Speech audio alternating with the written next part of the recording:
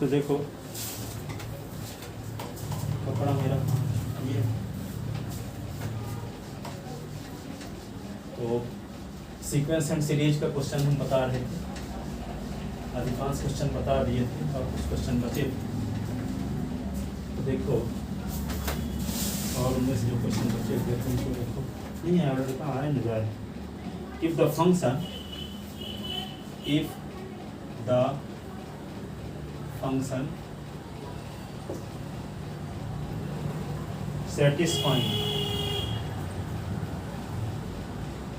satisfying a of x plus y is equal to a of x into a of y, a of x into a of y for all x y belonging natural number such that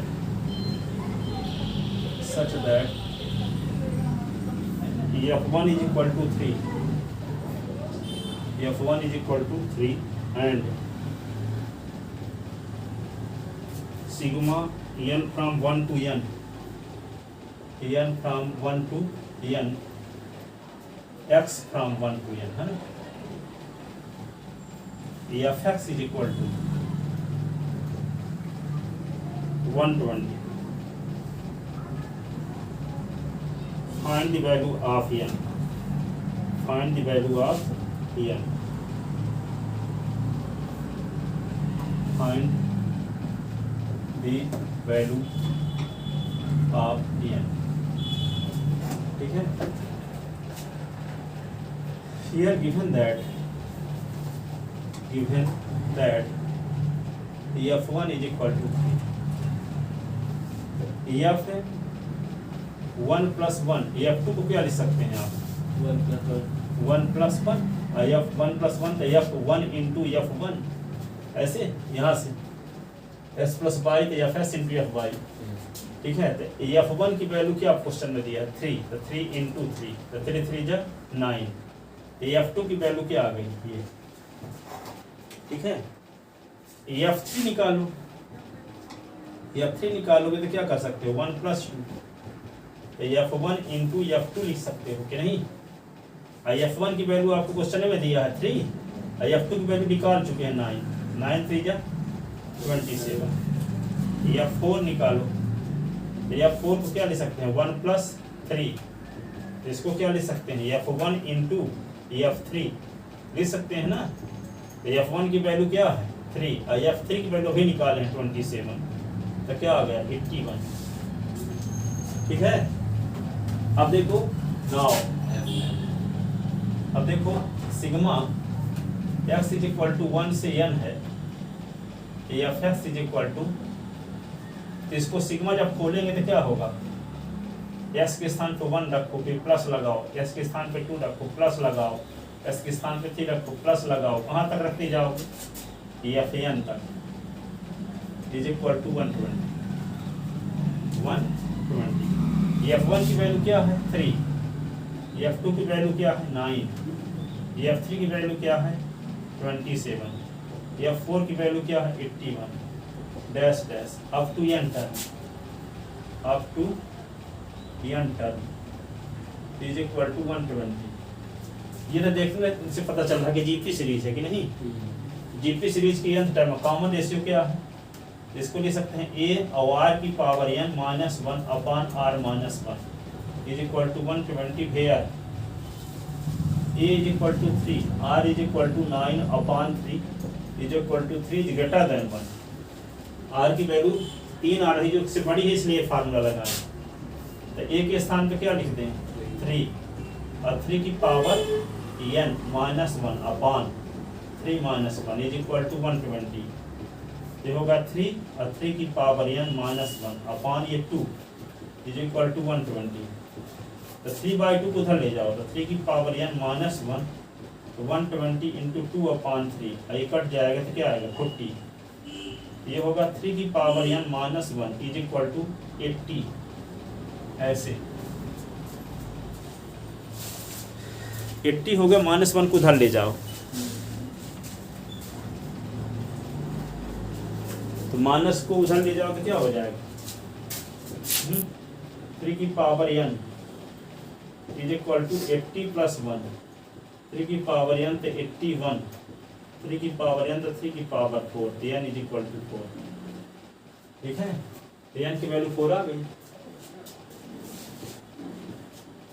इसके 4 पदों को जोड़ने से 120 आएगा। 3 term तो लिखे थे पहले से हम, क्या ये इसने 4 टर्म को जोड़ने से तो 9 3 12 और 27 81 जोड़ 120 आ जाए।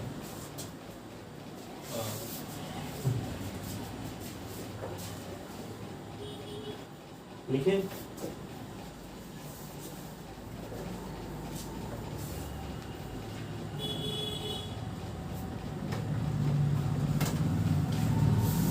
वेरी इंपॉर्टेंट क्वेश्चन कभी था या ना उनसे संबंधित दिक्कत नहीं है।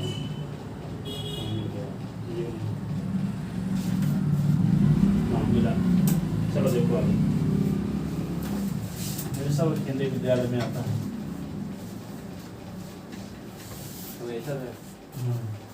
आता ही रहता है, और एमपी बोर्ड में भी हमेशा आता है, सीबीएसई बोर्ड में। If the sum of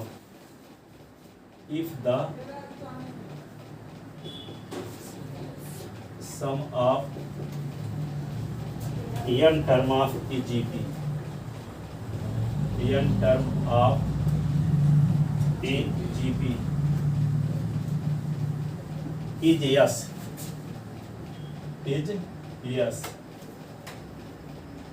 their product is P,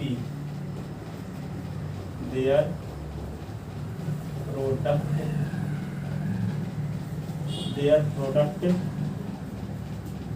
product is P।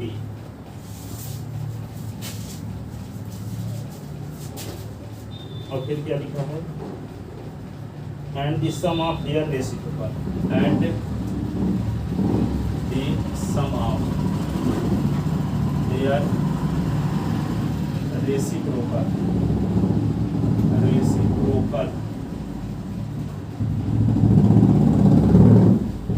is R। ठीक है, then show that, then prove that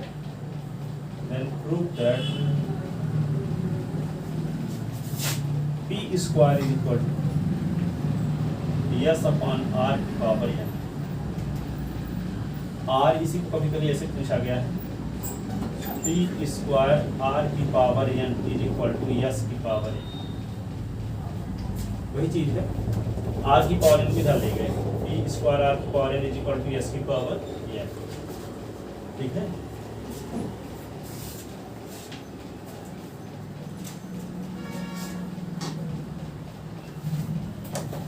साफ करते हैं।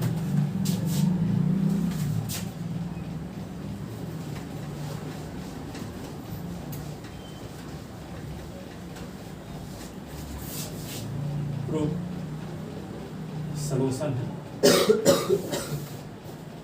Late GP be AR square AR cube dash dash AR की power n। इसके n term के sum को या से डिनोट करना, A plus AR square dash dash AR की power n। S is equal to क्या होगा, AR की power n minus 1 upon R minus 1। यहाँ हम मान के चलते हैं कि R की value R is greater then, जहाँ R की वैल्यू इससे बड़ी। अब देखो क्या कहता है, यस के बाद ये पहले क्वेश्चन में बता दिया है कि sum of n term of GP is S. ठीक है, फिर क्या कहता है, product of their product is P, यानी n टर्म का प्रोडक्ट P है। ठीक है, मतलब क्या हुआ, A into AR square into dash dash AR की पावर n। n टर्म का प्रोडक्ट GP की n टर्म का प्रोडक्ट क्या है, P है। तो P is equal to A कितनी बार है, देखो जितने टर्म हो सब में एक A है, तो A की पावर क्या होगी n। A मान 25 बार होता है, 3 की पावर 25, तो A कितनी बार है, हर एक टर्म में A है कि नहीं है, और टर्म कितने टोटल n, तो सब में एक A है, तो A ए लिखना है इंटू करके 25 बार, तो मान लो क्या होगा ए इंटू 3 बार लिखना है, क्या करोगे इसी को ए क्यों ना लिख सकते हो। ए जो मान लो 4 बार है तो क्या करते हो ए की पावर 4 लिखते हो। तो जब ए इंटू में कितनी बार है n बार, अब टू n टर्म ए की पावर n हो जाएगी, इंटू ना लगा है, ठीक है। तो ए की पावर ये हो गया n। अब r की पावर 1, r की पावर 2, r की पावर 3, लास्ट वाला क्या है r की पावर n-1 लास्ट में होगा nth टर्म में। तो r की पावर क्या हुआ n-1। तो पहले टर्म में r नहीं है, दूसरे टर्म से शुरुआत हुई है r की ना, इसीलिए r की पावर n तक नहीं गया, n-1 तक गया, ठीक है। तीसरे टर्म में 2 है, 25वें टर्म में 24 होगा, 9वें टर्म में n-1 होगा, ठीक है।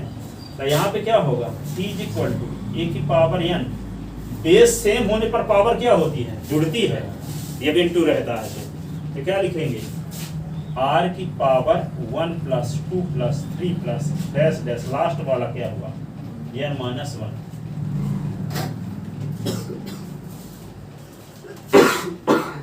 अब देखो यहां से लेकर के यहां तक में टोटल टर्म कितने n-1, ठीक है। तो किसी एपी सीरीज में, एपी सीरीज है कि नहीं है, 2 से 1 को सब्ट्रैक्ट कर तो 1 आएगा, 3 से 2 तो 1 आएगा, ये एपी सीरीज है पावर में। तो एपी सीरीज का n टर्म निकाल, सम ऑफ n टर्म निकालने क्या फार्मूला है n/2 a प्लस l, अथवा Sn इज इक्वल टू क्या है n/2 2a plus n-1 into d। दो फार्मूले हैं आपके पास, इसमें लास्ट टर्म पता है ना n-1, अब फर्स्ट टर्म भी पता है, यही फार्मूला हम लगा सकते हैं। लेकिन टोटल नंबर ऑफ टर्म कितने हैं इसमें n-1, तो क्या लिखोगे यहाँ पे लिख दोगे n-1/2 a फर्स्ट टर्म 1 है, लास्ट टर्म क्या है n-1 कट गया, तो n-1/2 an, तो क्या हुआ n-1/2 ये आएगा, इसको साफ करने से पावर को। तो क्या लिखेंगे p is equal to a की पावर n, r की power n-1/2 a plus l, where a is equal to क्या 1, l इज इक्वल टू क्या है n-1। तो p इज इक्वल टू होगा a की पावर n, r की power n-1/2, पदों की संख्या n-1 थी, a के स्थान पे 1 लिखो, l के स्थान पे n-1 लिखो, 1-1 काट दो,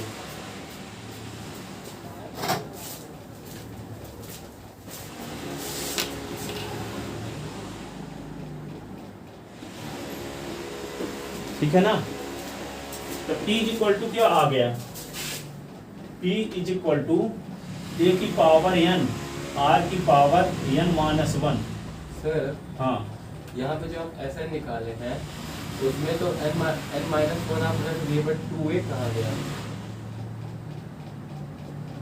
अरे हम ये वाला फार्मूला लगाए, एक ना है ये वाला number of term upon 2, first term और लास्ट टर्म, फर्स्ट टर्म क्या है 1, लास्ट टर्म है n-1, number of term n-1, n-1 upon 2 ये हुआ। तो p इज इक्वल टू ये आ गया, तो p की वैल्यू जब ये आ गई तो स्क्वायरिंग बोथ साइड, दोनों साइड कर दो, तो p का स्क्वायर करोगे तो क्या होगा a की पावर n, r की पावर n-1 अपॉन 2, इसका भी की पावर n स्क्वायर लगाओगे ना, इधर स्क्वायर लगाए तो इधर भी स्क्वायर लगा दिए, तो अलग अलग स्क्वायर लगाए देते हैं। p square is equal to a की पावर n का भी स्क्वायर, r की पावर n-1 अपॉन 2 का भी स्क्वायर। तो जानते हो पावर की पावर जब हो रहा था तो इंटू हो जाता, a की पावर m की पावर n तक क्या होता है a की पावर m इंटू n, ठीक है। तो ये क्या लिख दोगे p square is equal to a की पावर 2n, r की पावर n-1 अपॉन 2 इंटू 2, तो 2 कट गया, ठीक है। तो क्या आ जाएगा p square is equal to a की पावर 2n, r की पावर n-1 ऐसे। अब इसको इक्वेशन ये हो गया फर्स्ट, ये हो गया इक्वेशन सेकंड, तो यस आ गया और p स्क्वायर आ गया। अब r चाहिए आपको, तो r का मतलब क्या है, दी गई जीपी सीरीज के जो टर्म है उनका रेसिप्रोकल कर दो और उनको ऐड करो, उसको डिनोट करो r से, जीपी सीरीज के टर्म का रेसिप्रोकल कर दो और उनको जोड़ो, उसको डिनोट करो किससे, कैपिटल R से। According to question r is equal to क्या है 1/a square dash dash 1/a r की पावर n माइनस 1 जी।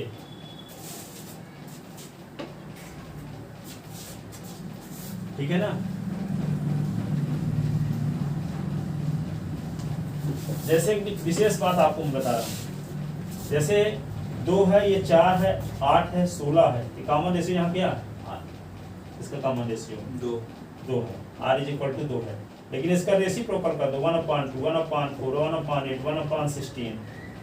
अब r निकालो 1/4/1/2, 1/2 इंटू 1/2 इसको कट गया, 1/2 एक से छोटा ना आ गया, पहले क्या था r का मान, इससे बड़ा।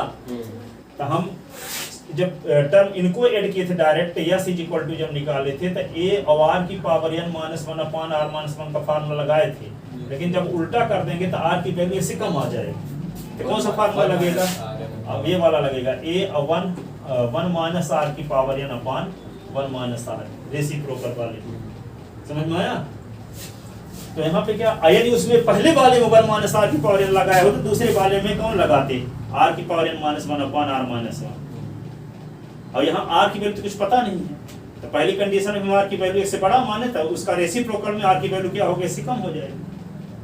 यदि पहली कंडीशन में हम r की वैल्यू इससे कम माने होते तो रेसिप्रोकल में r की वैल्यू इससे बड़ी हो जाती। ये विशेष ध्यान रखना है। ठीक है, एक ही फार्मूला दोनों हिस्सा में न लगाना। ठीक है, पहले वाले हम क्या किए, r की वैल्यू को मानकर चले कि इससे बड़ी है, तो जब रेसिप्रोकल कर देंगे तो r की वैल्यू इससे कम हो जाएगी। तो रेसिप्रोकल वाले में उल्टा फार्मूला लगाओगे, क्योंकि दो फार्मूले हैं, r की वैल्यू इससे बड़ी होने पर, r की वैल्यू इससे छोटी होने पर। तो हम r की वैल्यू इससे बड़ी मानकर फार्मूला लगाए हैं ना यस वाले में, देखो ना शुरुआत में। तो यहाँ पे रेसिप्रोकल वाले में क्या करेंगे, r is equal to 1/a common ले सकते हैं सबसे, तो 1 plus 1/r plus 1/r square 1/r cube dash dash कहाँ तक 1/r की पावर n माइनस 1। ठीक है, तो r इज इक्वल टू क्या होगा 1/a इधर रहेगा, इसमें फार्मूला लगाएंगे a और 1 माइनस r की power n upon 1 minus r where a is equal to क्या है 1 और capital R is equal to क्या है 1/r अपॉन 1। तो capital R is equal to 1/r है कॉमन रेशियो। तो second term upon first term, second term 1/r है, first term 1 है, तो क्या होगा 1/r को 1 से डिवाइड करें तो 1/r ही रहेगा। तो कॉमन रेशियो ये आ गया, 1/a तो कॉमन ही है, तो R is equal to 1/a क्या है, a के स्थान पे क्या लिख दें 1, a के स्थान पे क्या लिखेंगे 1, ये होगा 1 माइनस 1/r की power n upon 1 minus 1/r। ये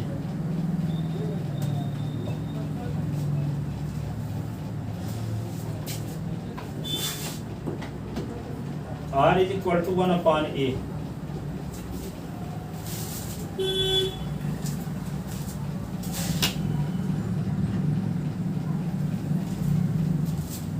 अब देखो इसको क्या करेंगे 1 माइनस 1/r की पावर n, तो r की power n minus 1 upon r की पावर n, इसमें एलसीएम लेंगे तो क्या होगा अपॉन r माइनस 1/r। तो क्या होगा, इसी को लिख सकते हैं 1/a r की power n minus 1 upon r की power n into r upon r minus 1।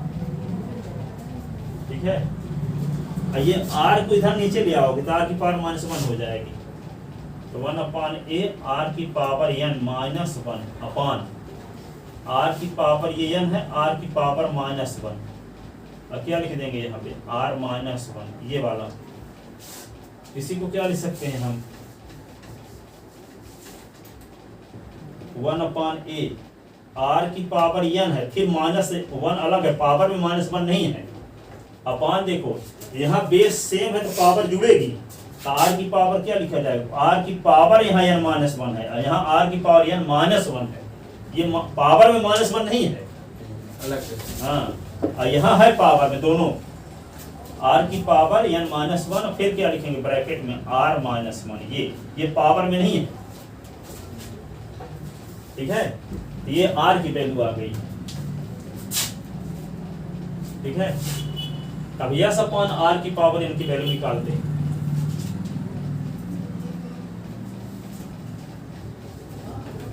तो यस की वैल्यू हम क्या निकाले थे शुरुआत में, ए आर की power n minus one upon are minus one, यही ना था यस की वैल्यू। हम मिटा दिए थे, ये फर्स्ट था, ये सेकंड हो गया, ये थर्ड आ गया। आर की वैल्यू आ गई आपके पास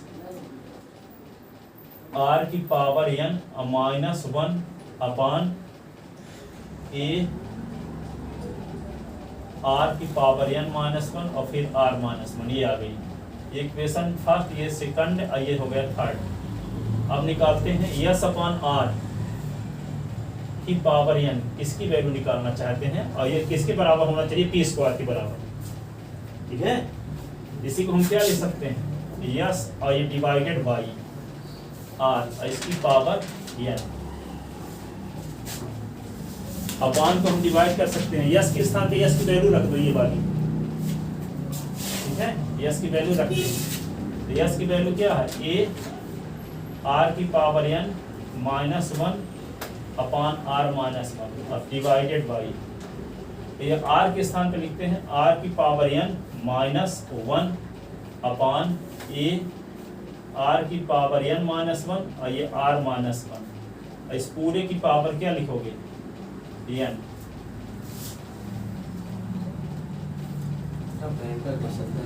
हाँ, ये हमेशा आता है क्वेश्चन। अब देखो ए आर की power n minus one upon are minus one into कर दो तो उल्टा पुल्टा हो जाएगा, ठीक है। ये ऊपर चला जाएगा नीचे, तो क्या होगा, ए आर की पावर n माइनस वन और R minus one upon R की पावर n और माइनस वन।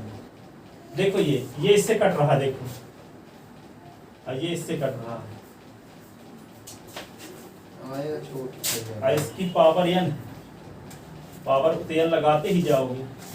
अब बचा क्या है, ए और ए मिलके क्या हो गया, देखो ए स्क्वायर आर की पावर n माइनस वन, और तो कुछ नहीं बचा ना, पावर n, तो इसमें भी पावर n, इसमें भी पावर n, तो ए स्क्वायर की पावर भी n, आर की पावर n माइनस वन की पावर भी n, तो क्या होगा, ए की पावर 2n आर की पावर n और n माइनस वन। ये किसकी वैल्यू आई है, यस अपॉन आर की पावर n की, ए की पावर 2n आर की पावर n और n माइनस वन। अब देखो यहाँ पे पी स्क्वायर की जो वैल्यू आई, देख लो अच्छे से, देखो पी स्क्वायर की वैल्यू ए की पावर 2n आर की पावर n माइनस वन, ए की पावर 2n आर की पावर n माइनस वन। इसके स्थान पे इक्वेशन सेकंड से पी स्क्वायर लिखा जा सकता है कि नहीं, तो आ गया, तो यस अपॉन आर की power n is equal to P square from equation second, from equation second.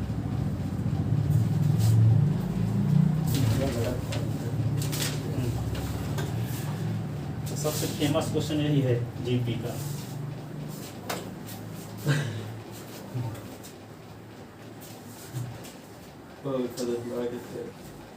क्योंकि एपी का भी यूज हो चुका है, आर की दोनों कंडीशन भी लग रही है कि आर की वैल्यू एक से बड़ी होने पर, आर की वैल्यू से कम होने पर, कहाँ कौन सा ये कॉमन सेंस आपके पास है कि नहीं है, ठीक है।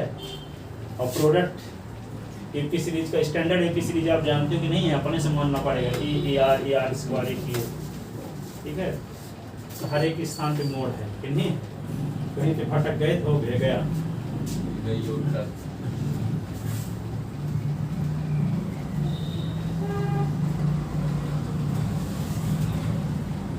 Hence, p square is equal to S upon R की पावर, यानी आ गया आर, इसी को क्या लिख सकते हैं, p स्क्वायर आर की power n is equal to S की पावर n, इसी को ये लिखा जा सकता है।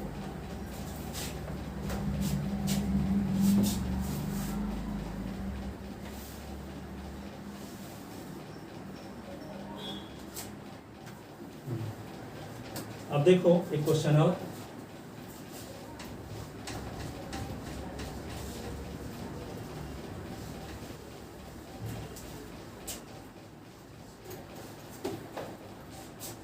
if the sum of three consecutive term of GP, if ये सब NCERT क्वेश्चन है, the sum of three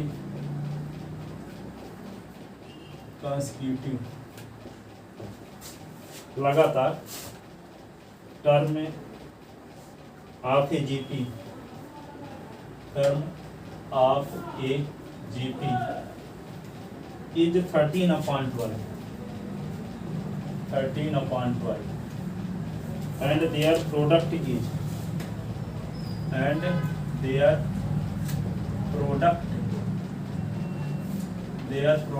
is -1. Find the common ratio and the term. Find the common ratio and the term. उन तीनों लगातार term को निकालना है और कॉमन रेशियो निकालना है। ठीक है, आप देखो एक विशेष राज की बात इसमें है। क्या राज की बात है?